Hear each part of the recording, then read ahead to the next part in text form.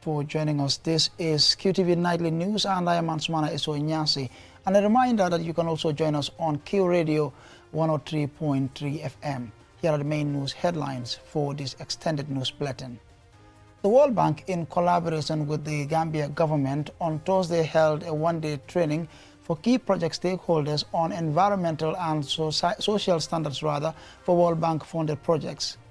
The Gambia's Commissioner General Yankuba Dabo and his Senegalese counterpart Babakar Mbai on Wednesday commenced a two-day joint customs experts meeting aimed at enhancing collaboration and trade between the two countries. The Fatoumata Barrow Foundation, in partnership with the Qatar Fund for Development, inaugurated the newly renovated Urology unit at the Edward Francis Small Teaching Hospital in Banjul. And as part of the ECOWAS Golden Jubilee celebrations, the ECOWAS Commission in the Gambia, in collaboration with the Ministry of Trade, organized a debate competition for students at the Gambia College Basse Annex in the Upper River region. 2 days inclusion and diversity management training for National Assembly members and staff has concluded, aimed at strengthening their capacity to foster a more inclusive and representative democratic space. Stay tuned as we bring more these and other stories.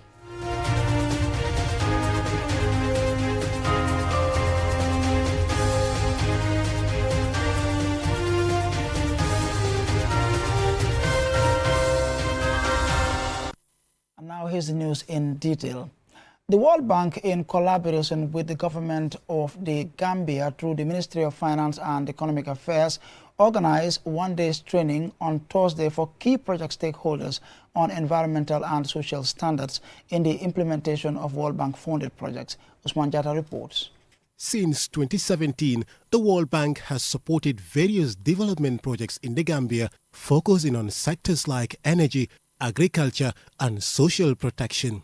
These efforts are guided by the Environmental and Social Framework (ESF), which promotes sustainability, reduces risks and improves community well-being.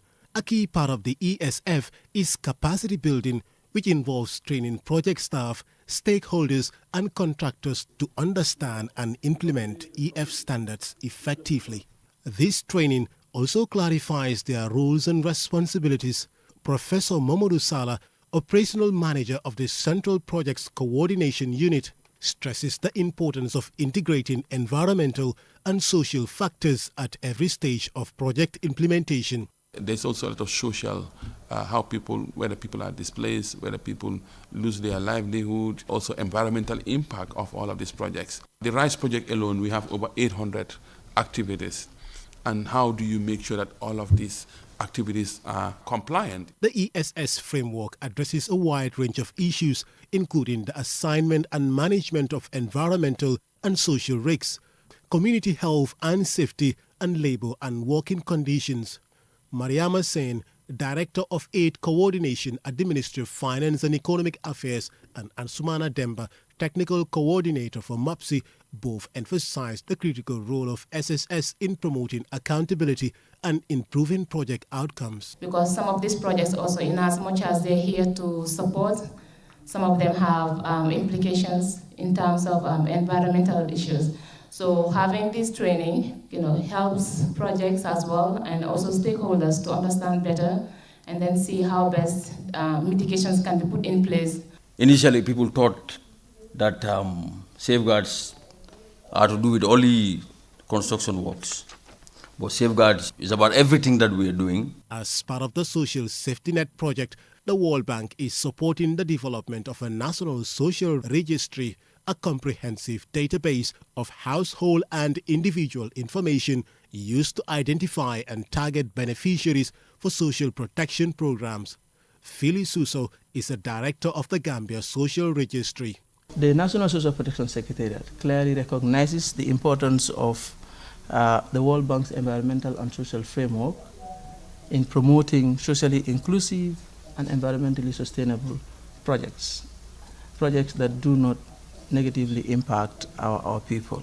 Catherine Kutujiba, Acting Director of Planning, Research and Resource Mobilization at the National Nutrition Agency, NANA, one of the participants, shared her thoughts on how the training will improve her work. My expectations to learn more on social safeguard, but in particular the grievance redress mechanism. Because if you are dealing with vulnerable, you expect that either they might want to ask questions for clarity, or probably they might be aggrieved. By enhancing the capacity of project actors, the World Bank aims to strengthen future project delivery and outcomes through improved compliance, sustainability and community impact. Osman Jatta, reporting for QTV News. Now, the Commissioner General of the Gambia Revenue Authority, Yankuba Dabo, and his Senegalese counterpart, Babakar Mbai, on Wednesday reaffirmed their respective institutions' commitment to enhancing collaboration and trade between the two countries. They were speaking at the opening of a two-day joint customs experts meeting. More in this report. Although there have been various protocols between the Gambia and Senegal, the reality is that these interactions could be smoother. As part of continued efforts to streamline trade between the Gambia and Senegal, customs experts from both countries gathered in Banjul for a two-day meeting to review resolutions adopted during the previous expert meeting in Dakar in April last year to improve cross-border trade facilitation and promote stronger bilateral and regional cooperation. As they look set to review the progress of the Dakar resolutions, formulate new policies and operational strategies to help minimize trade barriers, Commissioner General Yankuba Dabo and his Senegalese counterpart, Babakar Mbai, emphasized the critical role of customs in facilitating smoother trade and regional integration. They reaffirmed their institution's commitment to working together to address challenges that could hinder cross-border trade, while simultaneously ensuring that both countries benefit from efficient, transparent, and effective customs practices. Organizing this kind of meeting is always important because it serves as a lubricant between the two countries, particularly when you talk about trade. If we sit down without having this kind of bilateral for years and years, problems will come, challenges will come, and these challenges can go to an extent of becoming chronic, and it can bring big issues in our borders. And this is why, at the level of GRA and the Senegalese customs, we make it mandatory that every year we will have expert meeting, and then we will have a higher level multi-bilateral meeting. All this phenomena means that we have to be very vigilant and coordinate our efforts permanently. Our populations are expecting a firm response from us, but also an increased facilitation of legitimate trade. Underscoring the significance of ongoing dialogue, collaboration, and mutual respect in achieving the long-term goal of a robust and efficient customs system that would contribute to regional economic integration within West Africa, Dauda Emindur, GRA Board Chairperson, and Babukar Job, PS, Ministry of Finance, said the two-day meeting represents an important step in reinforcing the ties between the Gambia and Senegal. They challenged their respective revenue administrations to ensure the harmonization of customs procedures, facilitate data sharing and technology integration, trade security and compliance. Customs is a fraternity. As such, it is important that you continue to bridge the gaps wherever they exist. Open communication lines, share knowledge, act as referee to economic operators. The meeting could not be more timely. It speaks directly to both the challenges and aspirations of our respective custom administrations, building bridges to uphold and advance the legacy of customs modernization in an increasingly complex and dynamic global trade environment. As they review the progress of the implementation of the Dakar resolutions, it is hoped that the continuation of these expert dialogues will create a more seamless, interconnected trade ecosystem, not only between the two countries, but also as part of the long-term vision for a unified Africa, especially in trade. Ansmane Sonyasi for KTV News. Now, as part of its continuing commitment to strengthening healthcare services in the Gambia, the Fatoumata Baro Foundation, in partnership with the Qatar Fund for Development, officially inaugurated the newly renovated Urology unit at the Edward Francis Small Teaching Hospital in Banjul on Tuesday. Usman Jatta has more. On any given day at the Urology unit of the country's main referral hospital, doctors and nurses are hard at work diagnosing and treating a wide range of conditions affecting the urinary tract and male reproductive organs, from the kidneys and bladder to the prostate and urethra. Recognizing the importance of this work, the FAB Foundation spearheaded the renovation of the unit with generous support from the state of Qatar through the Qatar Foundation for Development, which financed the procurement of advanced medical equipment. Speaking at the inauguration, Betty Sain, Chief Executive Officer of FAB Foundation, highlighted the transformative impact of the refurbished unit. This unit will serve generations of Gambian men, women and children whose access to specialist care will no longer be hindered by geographical or financial burdens. The state-of-the-art facility is designed to accommodate the hospital's growing patient load while also serving as a vital hub for training the next generation of medical professionals. Dr. Abubakar Jah is the head of the Urology unit. Through this donation, we can now operate on the prostate without opening anybody. We don't need to cut. We put telescopes and we operate on the prostate. We're doing that now here. We are operating on one of the most common causes of male infertility, which is called varicocele. We're doing it with keyhole surgery. Health Minister Dr. Ahmadul Amin Samate praised the initiative, noting the significant improvement it brings to a facility that has long faced infrastructural and logistical challenges. Thank you very, very much. These urology items will go a very, very long way. It has empowered the staff of this hospital. It is going to be beneficial to the people of this country. This milestone, officials noted, it is the result of focused dedication and impactful collaboration. The project included comprehensive renovations and the installation of modern theatre equipment such as cutting-edge endourology technology. First Lady Fatoumata Barbaro, the founder of FAB, commended the continued partnership and reiterated the Foundation's role in driving positive change across sectors.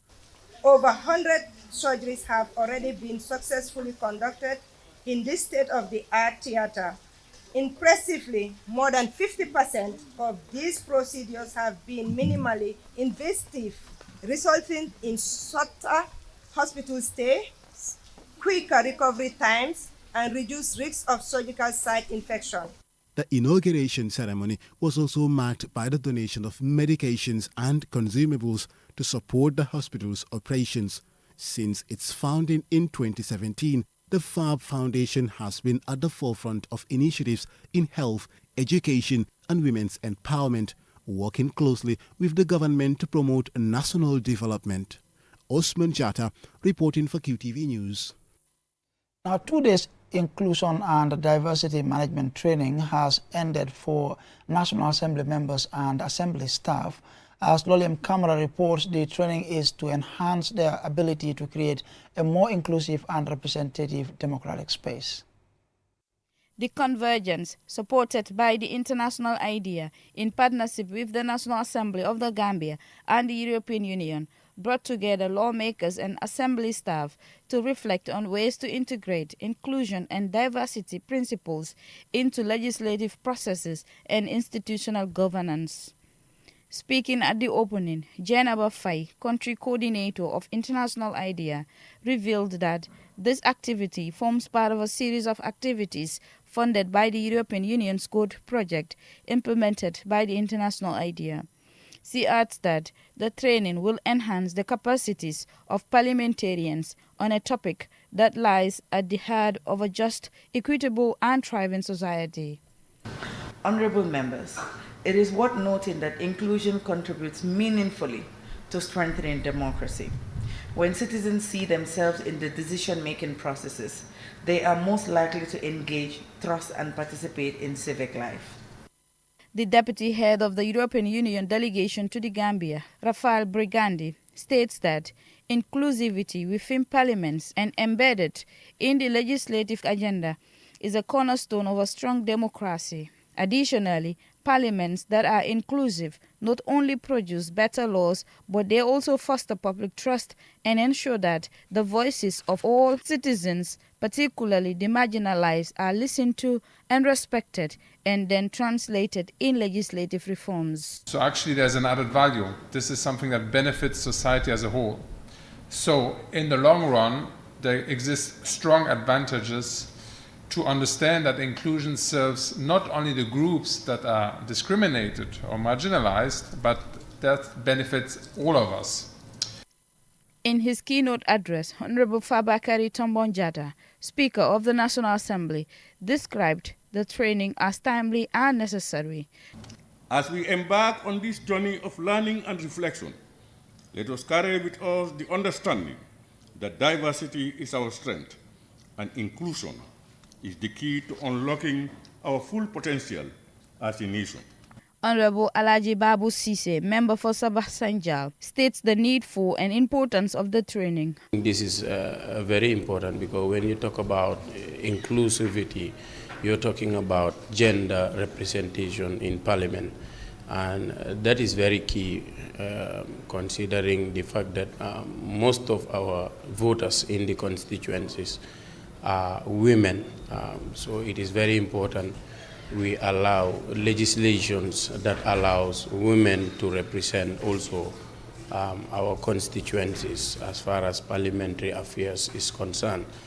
Participants were encouraged to take forward the lessons into committee work, policy making, and constituency engagement, ensuring that inclusivity is not a one-off event but a core principle of democratic governance. For QTV News, Loli M. Kamara. Now, as part of the ECOWAS Golden Jubilee celebrations, the ECOWAS Commission in the Gambia, in collaboration with the Ministry of Trade, Employment and Regional Integration, organized a debate on whether to prioritize regional trade agreements over bilateral agreements for students at the Gambia College Basse Annex in the Upper River region. Jennifer Sonko tells us more. The celebration began with a march past by the Gambia College Basse Annex students, attended by the governor of the Upper River region, officials from the Ministry of Trade, and representatives of the ECOWAS Commission in the Gambia. The procession ended at the Gambia College Basse Annex, where the main event took place. The month of June was marked by various activities celebrating ECOWAS Golden Jubilee under the theme, Stronger Together for a Brighter Future. For the past 50 years, West African countries have united to promote cooperation and regional integration. In the Gambia, the Ministry of Trade, Employment and Regional Integration has been a key partner in promoting regional integration. Here is Ndeye Tabora Toure, Director of Regional Integration, Ministry of Trade. Global uncertainties, economic headwinds, and evolving security threats, our commitment to collective action and mutual support remains essential. Together we can build resilient economies, empower our youth, ensure democratic governance, and safeguard peace and stability in our region. The debate by the college students is focused on whether the Gambia should prioritize regional trade agreements over bilateral agreements to enhance economic growth. Maita Lily French, resident representative of the ECOWAS Commission in the Gambia, applauded the Trade Ministry and Gambia College for organizing a debate competition to enhance critical thinking and nurture public speaking amongst young people. Madam French encourages young people to embrace leadership roles today as a means of preparing themselves for greater challenges ahead. For Samba Ba, governor of Upper River region, regional integration should be strengthened to enhance economic growth, considering the numerous challenges countries in the region encounter regarding free movement of goods and services. There should be an ECOWAS that is borderless. There shouldn't be a border. Why can I enter into Senegal and I know that I'm in Senegal? If I enter Senegal, I should know that I'm in ECOWAS. If I enter Guinea-Bissau, I should know I'm in ECOWAS. If I enter Nigeria, I should know I'm in ECOWAS. But not to say I am in Nigeria, I am in the Gambia, I am in this, I am in that. Then still now, there is a barrier, and that barrier is the border that we need to break. As ECOWAS celebrates 50 years since its founding, it is an opportunity to look back on the regional bloc's successes and challenges over the period to enable us to plot the best way forward for the region. Reporting for QTV News, I am Jennifer Sonko. And our report there by Jennifer Sonko will lead us to the commercial break. But when we return, we have more national news stories. Do stay tuned and join us after the break. At Ajib Bank, we are more than banking. We build bridges that connect you to pivotal services every day. Do you have government bills to pay to the Gambia Revenue Authority, Comfort, KMC, or the Accountant General's Department? We've got you covered. From payment of customs and domestic taxes to GRA, payment of number plate and vehicle ownership transfer to Comfort, payment of property rates and business license fee to KMC, and payment of MR passport, business registration, fishing license, land fees, sale of assets, lease application, development permits, quarrying royalties, gravel and sand, mining royalties, and a host of other revenue lines to the Accountant General's Department. Walk into any of our branches nationwide and make your payments hassle-free.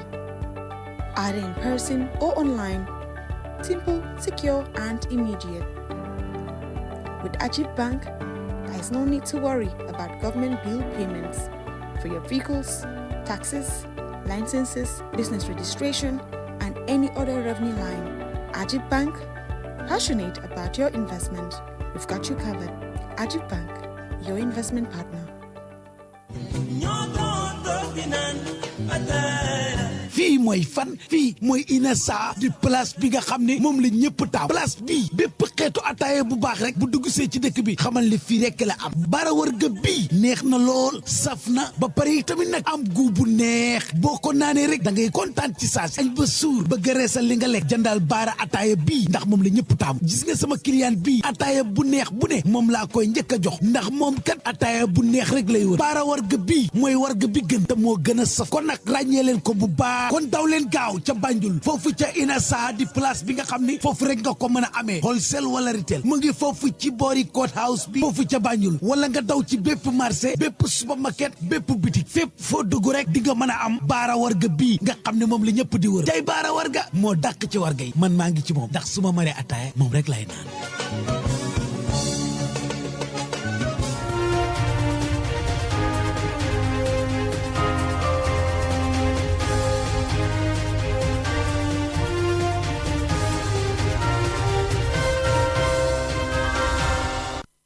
Welcome back, and this is QTV News. Now, the First Lady of the Gambia, Fatoumata Bah Barrow, on Thursday visited 3 health projects sponsored by the Fatoumata Bah Barrow Foundation in the North Bank and Lower River regions. Our regional reporter Don Williams joined the delegation, and his report is narrated by Loli M. Camara. Madam Fatoumata Bah Barrow, the First Lady of the Gambia, was accompanied by a high-powered delegation of senior government officials, FAP members and local authorities. Hospital staff lined up to welcome her with drumming and dancing. Having assessed the progress of the maternity complex in Farafenni, she expressed dissatisfaction with certain aspects of the work and called for immediate corrections, leading to a closed-door meeting. Fatou Cham, speaking on behalf of the women, expressed their delight and appreciation to the First Lady for her support. We the women are happy about this building because it will make us feel comfortable when we come to deliver. On behalf of all the women, we say thank you to the First Lady and her foundation, and we pray for it to continue to grow and prosper. Ibrahim Jallo, senior nursing officer and head of the maternity unit, explained the positive impact the new structure will have on their work. New building is going to improve quality service delivery for the patients. It's going to improve maternal service and newborn. Because looking at the environment here, the community, the catchment area, Farafenni General Hospital being the main referral center in North Bank, we receive a lot of patients, almost 9 referring centers, they all refer here. And considering the space we have here, the postnatal, the antenatal, the space is too tight. So if we have a better place, it's going to actually improve the service delivery for us. It's going to help even the nurses, the doctors. It's going to be a very suitable working environment for us, especially if we have materials. Like if the place is well equipped, monitors, scanning machine, we are going to really appreciate that services. Alaji Seka is the principal nursing officer at Farafenni General Hospital. Really thank God to have this ongoing construction of a maternity complex in Farafenni General Hospital that is going to serve women in North Bank and beyond, the neighboring Senegal also inclusive. This complex has been started since last year and it's still ongoing. What is left for it to finish is not much. We are happy to receive the First Lady Fatoumata Barbaro and the Ministry of Health, headed by the Minister of Health, Dr. Samate. Dr. Keba Mane, CEO of the hospital, explained how the First Lady's project is supporting the hospital. The foundation is really supporting the hospital by putting up a new block for maternity services, which will definitely add value to our service delivery. The FAP Foundation is actively engaged in various humanitarian and charitable initiatives targeting the most vulnerable groups in society. It focuses primarily on providing assistance to all Gambians, with particular emphasis on women and children. For QTV News, Loli M. Kamara. Appearing before the ongoing Local Government Commission of Inquiry, Sandingin Jai, Administrative Manager at the Banjul City Council, disclosed detailed accounts of alleged mismanagement, nepotism and corruption involving officials within the council. Mahmoud Gajaga has been monitoring the proceedings and he now reports. The witness, Sandingin Jai, following up on his equally explosive testimony to the Commission in March of this year, made allegations about a lack of transparency in contract awards and the employment of individuals without proper procedure, amongst other claims. The testimony also highlighted issues relating to the auction of a mayor's vehicle and the overall governance of the council, suggesting that there are systematic problems and a culture of mistrust among council members. Lead council, any happening that unfolded at that council is not coincidental, it's premeditated. Everything what that happened. do you mean by that? Every act of this discrepancy, this siphoning of money or whatever, mismanagement or misappropriate, these are deliberate. Because these are people who have been cautioned, who were warned, who were advised, but they disregarded everything, flouting the rules, doing things on their own. Sandingin Jai also presented various reports and documents to support his claims of discrepancies, calling for greater accountability within the council. He further alleged that there were procedural failures in the recruitment of interns, citing instances where senior council members brought in individuals under the pretext of internships with the actual intention of securing them employment. Some senior members are even bringing in people, and they were trying to masquerade that as, or trying to dress up that as it is an intern who comes on his own accord that want to be with the council. Some are there beyond 3 months. Yes. Because what would have been even clear would have been a 3 months placement, then maybe a subsequent renewal of 6 months. Then you go, the skills, that what you've learned theoretically, you have got a hands-on experience, you move out, somebody comes in and gain the same knowledge. But if you are accepted as an intern, whilst it was not competitive, we wouldn't know the best person who would have been the right person to be picked for the job. The Banjul City Council Administrative Manager, who when he first testified in March, said he had over 20 years of experience at the BCC, also spoke about the Banjul EU project, which includes several initiatives, such as the City Link Ostend Banjul project, aimed at promoting good governance, enhancing urban development, and strengthening the capacity of the Banjul City Council. Public money, 195 million was the equivalent of the 3.1 million euro. It went down the drain almost. The EU project is almost collapsed. They said it didn't collapse. They said it is a success. That is why I beg this commission to go on a side tour and see. No, we know it's not a success. The evidence is clear, Mr. Jai. The writings are on the wall. Failure. Yes. Jai's testimony, which forms part of an ongoing investigation into local government councils, financial and administrative activities from May 2018 to January 2023, adds to the mounting public concern about accountability and transparency within our councils, as the Commission continues to hear multiple testimonies alleging corruption and poor governance since the sittings began into this and other councils. Mamudu Gajaga, QTV News. Now, the foundation stone for 5 new model police stations was laid at the Farafenni Police Grounds as part of the EU German Gambia Police Support Project. Our regional reporter Don Williams attended the ceremony and his report is narrated by Jennifer Sonko. It was an exciting moment when RSM Bunja Sanyang, Kurta Gerd commander, called on his men to attention to receive His Excellency, German Ambassador, and Sidi Muhtar Toure, the Inspector General of Police. Both dignitaries took the salute before being escorted by Dembo Samate, the Deputy Governor of NBR. The ceremony began with prayers led by Landing Fofana, Imam of Farafenye, followed by a Christian prayer led by Don Williams. Sidi Lamin Ba, Governor of the Lower River Region, in his welcoming remarks, reminded the audience of the developments achieved since 2017. The development strides ushered in by His Excellency the President are countless. And we as regional authorities, our responsibility is to implement the policies, programs and projects of the central government. So whoever is in that line, we are with you and we will be ready to see that these projects that you are coming in, which is in collaboration with the Gambian Police, who has demonstrated absolute professionalism in community policing. This initiative is part of ongoing joint EU-German support to the Gambia Police Force, aimed at strengthening the institutional and human resource capacities of the police authorities grounded in the rule of law. Klaus Botzet, German ambassador to the Gambia, highlighted several significant achievements of the EU-German support. We believe that supporting the Gambia Police Force is crucial in ensuring public safety and security, as well as promoting stability and peace in the region.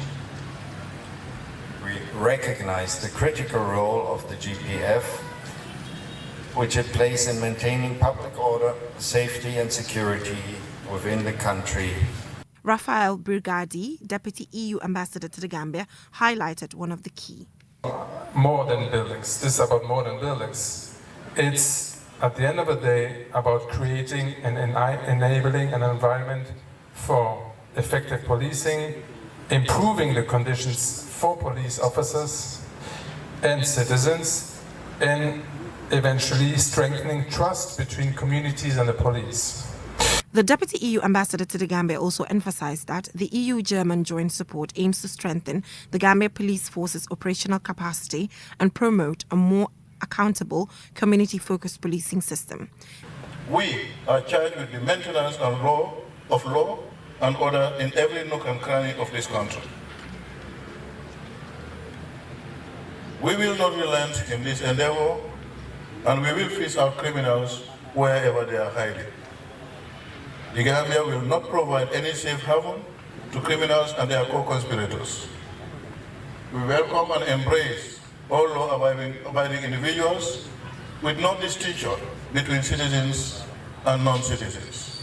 With the foundation stone laid for these 5 new model police stations, this project marks a significant step towards enhancing law enforcement infrastructure and community safety in the Gambia. The continued partnership between the EU, Germany and Gambian authorities underscores a shared dedication to building a stronger, safer nation for all. Reporting for QTV News, I am Jennifer Sonko. The National Youth Parliament held a press conference on Wednesday following their nationwide outreach over the weekend, during which youth parliamentary elections were conducted in all regions of the country. Aissatou Bari tells us more. The nationwide engagement and elections are part of a broader effort to ensure inclusive representation, deepen youth participation in governance, and renew the mandates of regional youth leaders. After weeks of civic engagement across all regions and the country's 53 constituencies, the National Youth Parliament announced the official election results of the elections and outlined new strategies to amplify youth voices in national development. Babukar Nyang, the chairman of the National Youth Parliament Electoral Committee, gave a brief explanation of how the elections were conducted. Elections were conducted over a 3-day period across the 53 constituencies of this country. Due to logistical constraint, 1 polling station was established per constituency in order to, have every young Gambian access to vote. 10,378 young Gambians casted their votes peacefully. Ballots were counted on the spot in the presence of agents and observers. Mr. Nyang also gave a breakdown of the constituencies that voted and also called for a greater female representation in the youth parliament. We also considered a sobering gender reality that came out of this process, which was very disappointing for us. Out of 146 qualified candidates, 123 were male, and only 23 were female. Just 15% representation. This was far from the 47 female representation we are currently holding in the National Youth Parliament, and it is a signal that we must do better.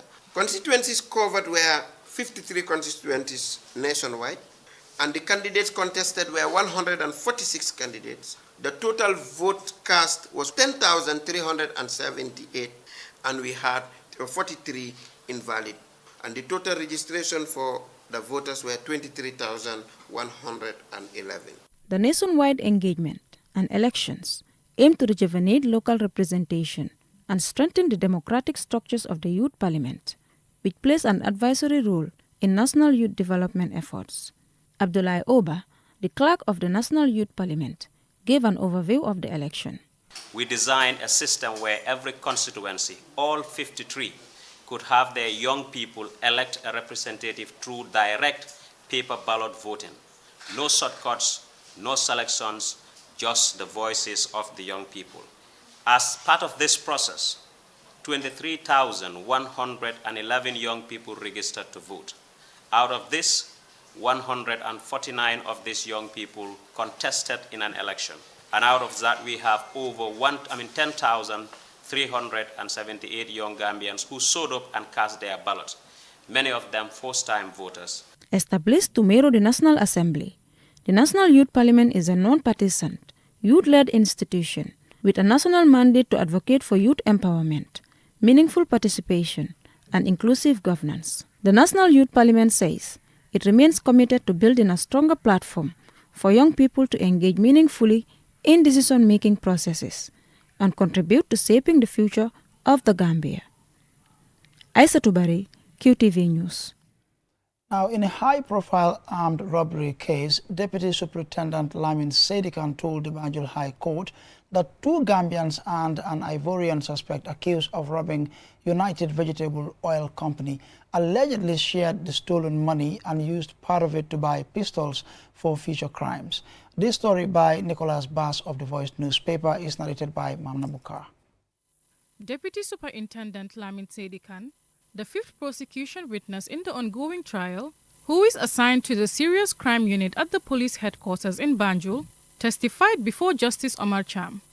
The accused, Abdoulaye Jallow, Ansumana Jaju, and Loseini Jabate, face charges of conspiracy and robbery related to the theft of $400,000 on December 31, 2024, from the company's premises in the Saro area near Denton Bridge. At the time of the robbery, the stolen money was reportedly under the care of the company's security guard, Sadivi Hawia. The witness testified that after the robbery, the suspects allegedly used part of the stolen money to buy firearms abroad, which they later smuggled into the Gambia. However, Superintendent Sedikan told the court he could not confirm the exact location from where the weapons were purchased. During cross-examination by Counsel E. Sane, representing the third accused Loseini Jabate, an Ivorian national, Deputy Superintendent Sedikan revealed that the Joint Investigation Unit recovered over $200,000 from the wife of the second accused, Ansumana Jaju, and an additional $30,000 directly from Jaju himself. He clarified that these amounts were seized during a separate investigation and were not linked to the money stolen from United Vegetable Oil Company. The witness also testified that more than $1 million in both Gambian dollars and CFA currency was reported missing following the United Vegetable Oil Company robbery. However, none of this money was recovered during the investigation of the case.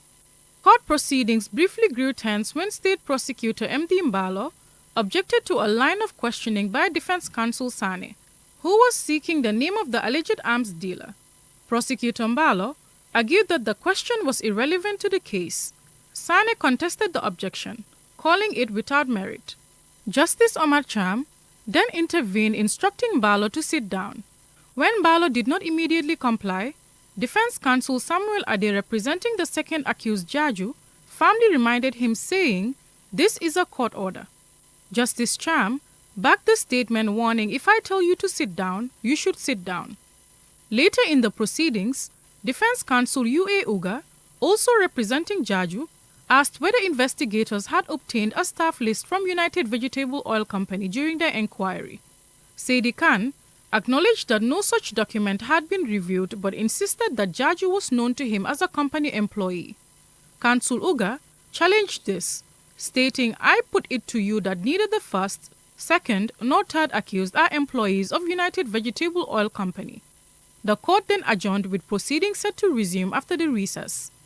Mamna Buka, reporting for QTV News. And before we end, here's a recap for main headlines. The World Bank, in collaboration with the Gambia government, on Thursday held a one-day training for key project stakeholders on environmental and social standards for World Bank-funded projects. Yankuba Dabo and his Senegalese counterpart Babacar Mbaye on Wednesday commenced a two-day joint customs expert meeting aimed at enhancing collaboration and trade between the two countries. The Fatoumata Barbaro Foundation, in partnership with the Qatar Fund for Development, inaugurated the newly renovated urology unit at the Edward Francis Small Teaching Hospital in Banjul. As part of the ECOWAS Golden Jubilee celebrations, the ECOWAS Commission in the Gambia, in collaboration with the Ministry of Trade, organized a debate competition for students at the Gambia College Basse Annex in the Upper River region. A two-day inclusion and diversity management training for National Assembly members and staff has concluded, aimed at strengthening their capacity to foster a more inclusive and representative democratic space. That's all for this bulletin. Join us tonight at 10 p.m. for another bulletin. Until then, thanks for watching.